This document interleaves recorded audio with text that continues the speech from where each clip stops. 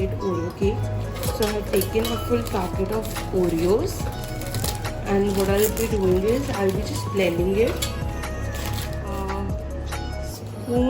Teaspoon of baking powder in it, and the batter should be finely half cup of milk in the batter, and we will mix it smoothly and we'll make a paste. So I like my cake to be much sweeter, and I took a whole pack of chocolate Oreo, but I'm still adding already grinded sugar.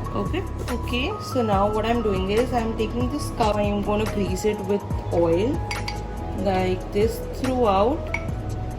So I like my cake to be in mug, so you can even use a mold or any other pan to cook your cake. Keeping this cup in the oven for 2 minutes.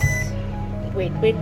So over here I have 99% cocoa chocolate. So I really like this one, but you can take any other milk chocolate or dark chocolate if you like.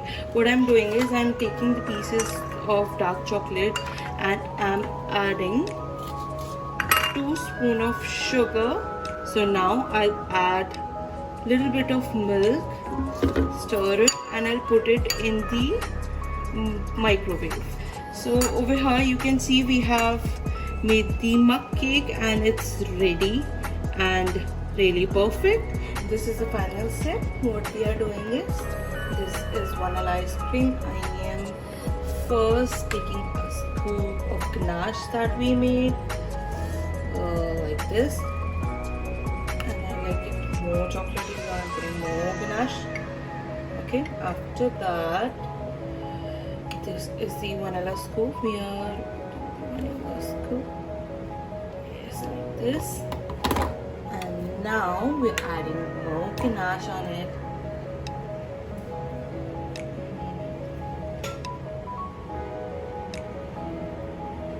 Look how delicious it looks.